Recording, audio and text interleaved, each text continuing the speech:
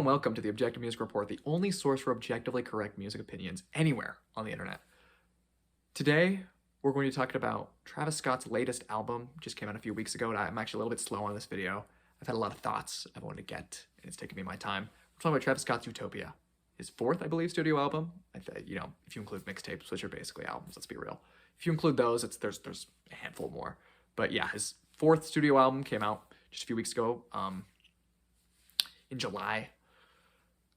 What do I want to talk about it? Well, let me just say this. I like to get up close and personal with a razor-sharp object.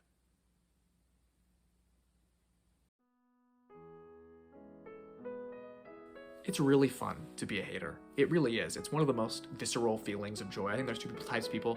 People who, are timid and don't like the pushback of things, people who revel in the pushbacks of things. That's obviously reductionist.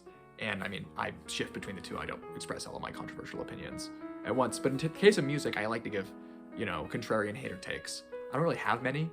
And that's kind of reflecting the fact that today, I'm actually, I generally liked this album. And I enjoyed most of my time listening to it. I think it was decent. I wouldn't say, obviously it wasn't,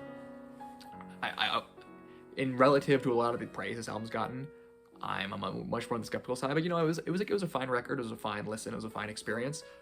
I think my life is somewhat enriched. Well, I don't know about enriched is a strong word, but I feel like my life, the time, the hours I spent listening to this album a few times, I think they were, spent well. Obviously I didn't just sit in a containment chamber or only listen to the record, I was doing other things. But no, what I want to talk about is, despite the fact that I generally like the record, I enjoyed my time listening to it. And even the fact that, I'm not really a Travis Scott fan. I'm not expecting the world of him. This wasn't I didn't build this up as a monumental occasion. In spite of those things, I'm still disappointed. I'm still disappointed. And I think it could have been better. I generally think it could have been better. And, well, maybe it couldn't have, though. Maybe it couldn't have, though. I mean, here's how I'm going to put this. In terms of production, this album is pretty great. And I think that's because there's a specter of someone else hovering over this entire project, who I'm going to get to later. But in terms of production, this album every song is pretty consistent. In terms of songwriting, these songs are very consistent too. And there's plenty of pretty good features too. I think some of them are mixed bags. But I think the higher star powers features, those are generally pretty good. I even like Drake's feature, and I don't really like Drake. Fun fact, I'm recording this the night there were all those rumors that all the dogs or whatever the Drake's new album's called was supposed to drop. It did not drop. That's really funny. And that kind of actually ties into something I'm going to say later. But anyways, yeah, I actually somewhat like Drake's feature, and I don't really like Drake. That's obviously a tepid opinion. I like Drake songs. Obviously, there are some I like, there are some I don't like. But anyways, yeah, I like that song, but I still think the album was, it's sad to say, I think it was a disappointment. The saddest part is, it's because of Travis Scott. It's because, frankly, he has no personality. And I've heard people say that that's part of the design. That's part of the design, is that he leaves a blank canvas, and then he invites all of these, superstar, incredible star power people onto the record, and then they kind of paint in he draws the outlines and they fill it in. That's the stupidest thing I've ever heard in my entire life. I hate curator records. I hate that we're moving in a direction where the artist isn't even actually the artist. And okay, maybe I should take a step back. I think a curator record could be good. I think that you don't even need to necessarily be at the forefront of your own music when you create it. I think you can have collaborators. I think that's fine. I don't even care if you put your name front and center, bold typeface, and it's mostly the conglomeration of other people's talents. That's fine with me. What I dislike is the fact that everyone does it now. And there's frankly really creative, unique, eccentric artists that are kind of starting to do it now. Unfortunately, though, I think Travis Scott is so in the lane now of being a curator artist that he's kind of lost that eccentricity. Every single Travis Scott performance on this record, and I think even Travis's biggest fans won't even disagree with that. His performances are far from the most powerful his best quality is not his lyrics, it's not his personality, it's not even his like delivery necessarily. It's more just the actual timbre quality of his voice. It's the literal sound, that gushing, beautiful, produced sound of like the auto tune and the distortion and whatever, you know, wizardry he has running through his voice, kind of pairing with the music. It sounds great. It sounds really good. But that's kind of it. It's basically slotted in my mind. It's basically, it could have been done with a very sophisticated AI system, I'm sure. You know, there's a uniqueness to his voice, of course, that, you know, even comes through in like all this, you know, cunning, extreme auto-tune sophistication. There's still a human voice, a quality of Travis Scott's voice that I recognize, and then I think that's good. I think that's cool. But still, frankly, I don't know. It's maybe the biggest issue isn't that he has no personality. It's that maybe he's just not even doing it right anymore. So let's take Sicko Mode, for instance. Sicko Mode is one of the best, you know, one of Travis's best songs in my mind. I don't think it's his best, but even Travis, like, you know, I think Drake kind of has a lot of, you know, the more like main big one-liner deliveries on that song, but like there are still iconic, iconic Travis lines or iconic Travis deliveries or iconic Travis moments on that song, and I just feel like they're kind of missing from this record. And that's just a disappointment. That is a disappointing thing. That is not how records should be working. And which kind of leads me to the fact that, in spite of the fact that it seems a little more phoned in, it's really embarrassing because this is the longest Travis has ever, presumably it's the longest Travis has ever worked on a record. I kind of talked about this in my Kendrick video with Mr. Morale and the Big Steppers. I think there was a false sort of assumption with that album that because it had been such a long wait, that all of Kendrick's time had been dedicated into putting it all in this one massive magnum opus that was going to like top To Pimp a Butterfly and Good Kid, Mad City and all of his other records. That wasn't true. I think we even find out in the record that he had writer's block for a long time and that he didn't make much progress on it. In spite of all this, I feel like,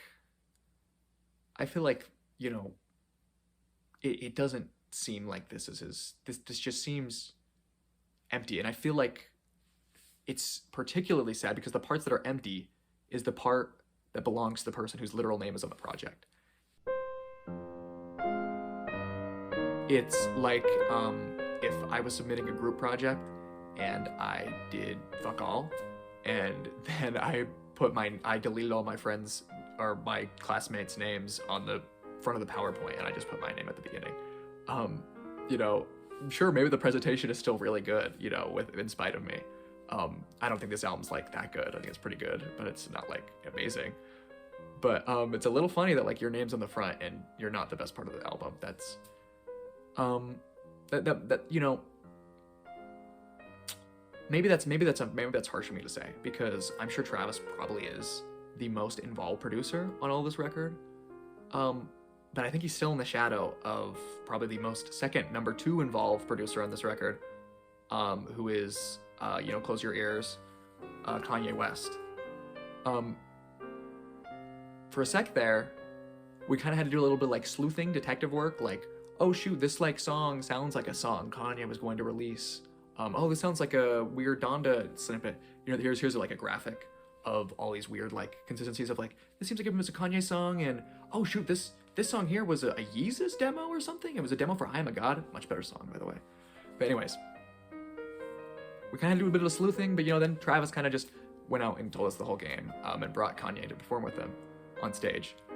I was gonna say that's fine, that's not fine. That's a little gross, because who knows what Mr. West will do next. I actually think, even for the less like impressive parts of this album, I think it might actually be Kanye's fault. I think, you know, I've heard a lot of comparisons between this and Yeezus. You know, that's a maybe if you've never heard Yeezus, but you've like read people talking about it before, maybe that would make a lot of sense. I think this is more like Donda. I don't know if the old video I have on Donda when I first came out, I don't know if the video is still up. I agree with it. largely still, but I think I'd be a little more like, you know, so-so on it than I was then. This is basically Donda. This album is, people have even pointed out that the idea for having multiple covers kind of mirrors the fact that there was like 6 maybe covers floating around for Donda. Instead he just kind of like, okay, this is like gonna be like a cover that goes on some of the vinyls, and this could be a cover that like, I don't even know. It's kind of a really stupid premise.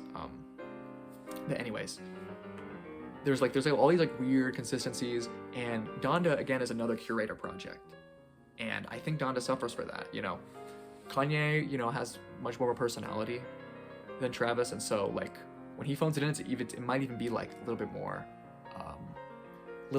sad, and a little bit, you know, when he like, you know, puts other people in the entourage, you know, it kind of takes away from his own voice, which is actually kind of negates the project and points you like kind of want to hear him more at the forefront.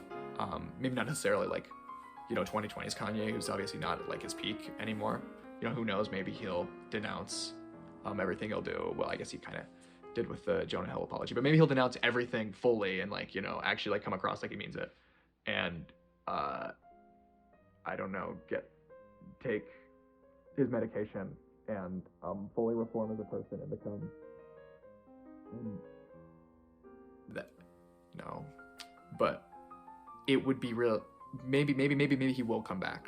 But you know, you can kind of feel that like him doing Donda kind of takes apart, and I feel like it's also part of it's just the workload of not the workload, more so just like the way these albums are being done now, and the more like piecemeal nature of it. So like if you think of like My Beautiful Dark Twisted Fantasy, that album was sort of done in like a 1-year bunkered down extensive like recording session that was just super laborious and super dedicated to just that album.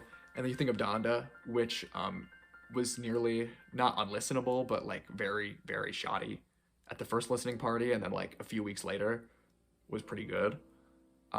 That's like a wholly different experience to just the two contrasts. It's kind of amazing the fact that they just did it in a few weeks. I mean, that's basically the kind of conclusion you have to come to, is like most of the album came together in those handful of weeks.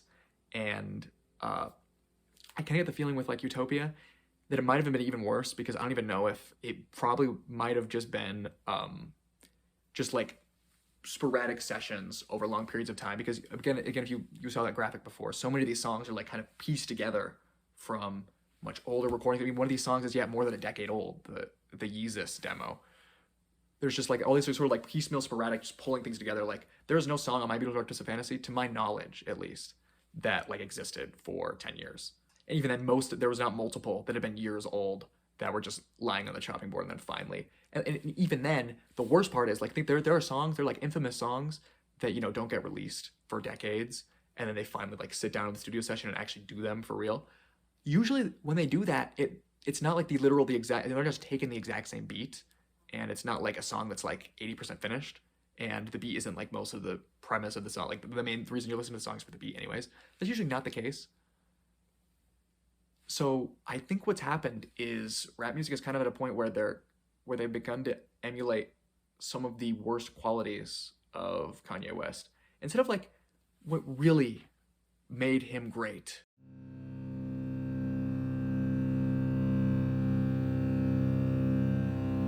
You can raise up, you know, Kanye West as God Emperor of music, the greatest man who ever lived, you know.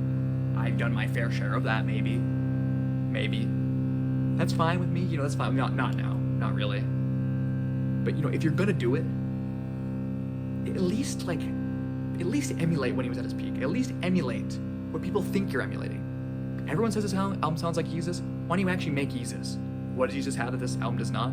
For one, it's 40 minutes instead of like an hour 20 of bloated mad. Like, there's so many, every single rap album, super megastar rap album is like an hour and change at this point. Like, I feel like the last few records that weren't were like the last like 40-minute like hip hop megastar album was like J. Cole's The Off Season. I feel like that's the issue, is everything's too long. So just go back to Yeezus. Give us 40 minutes. Give us really good features like Yeezus. But usually, you know, the features on Yeezus are actually like usually relegated to the hook, if that even. Like maybe just like a bridge or a coda, like New Slaves. give us really good features like that instead of, giving us the inverse. The inverse happens on Utopia, where Travis is the actual hook of the song, and then the features carry most of the verses. Give us these really good features. Give us like an actual personality. So like on, Yeezus, Kanye comes across as like a super braggadocious, horrible, awful, evil, asshole person. Why don't you actually, that's interesting. That's something. Why don't you lean into that? We've seen enough of Travis Scott's personal life. Maybe he should just like become the foil, become the villain, He can play it off in like a sardonic way that like Ye does on Yeezus. That kind of works. So why don't he just like full lean into that? Give us something to like actually listen to that's interesting instead of just the exact same things he was saying on Rodeo, but less interesting. Why don't we lean into that? And why don't we have what Yeezus did maybe better than any other album? Why don't we have a cutting room floor? Yeezus, infamously started as like an hours-long project, then you'd release in like 2 months, and they brought in Rick Rubin and they cut it down to 40 minutes. There's a cutting room floor on Yeezus, just evidenced by the fact that one of the best songs in this album is a beat from Yeezus. Look no further for more evidence that Yeezus has a really good cutting room floor than just like the leaked, finished albums, basically, of like Yeezus 2 on YouTube. Like these are like pretty damn good songs that, will never saw the light of day, ever. That's what Kanye is infamous for, is like creating like incredible songs, never quite finishing them, and just like moving past them, just never releasing them. Is Travis infamous for that? No. Maybe he should try and be. Maybe he should try and, God forbid, there's K-pop. K-pop is a song on this album. I can't believe I made it through this long in the video without mentioning K-pop. Why don't you just cut that on the, that's such more, it's a, K-pop maybe even becomes like a secret fan, like pass around MP3 favorite on local files. Maybe it becomes like a favorite instead of like an insipid, gross pop song no one really likes. You can kind of get that interest in it if you actually just don't release it. But you know why he didn't release it? It's because it's, fucking 2 huge artists featuring on the album, and it's a somewhat catchy beat. And so he's like, well, it must be a great song then, and why would I not release it? You see that's the thing. That's the thing. If you want to emulate Kanye, just do what he does most and disappoint your fans, but not actually releasing every single fucking song. Release a short, lean album that they actually, don't give people what they want, give them what they need. Look, there's a whatever. If you've heard Yeezus, you know what I'm talking about. Whatever. What am I saying? I think we, as listeners, music listeners, we need to have higher standards. And, to be fair, I like this album. I listened to it multiple times. I gave this album streams, I guess. What I'm saying is, like, don't, you can listen to the album. Maybe don't go out and, well, buy whatever album you want. Buy whatever album you want. Buy whatever vinyl you want. What I'm saying, though, is really, I think, when an album is a little bit disappointing, even if we like it, even if, we buy it, even if it's a great artist we love with our whole heart, maybe we should still have, like, the bravery to say, like, yeah, this is kind of disappointing, though. Like, it was good. It could have been great, though. It could have been better. Maybe that's what we need. Or maybe we don't. Maybe we just need to sit back. Maybe we just need to just realize that none of this matters anyways. Okay. Bye-bye.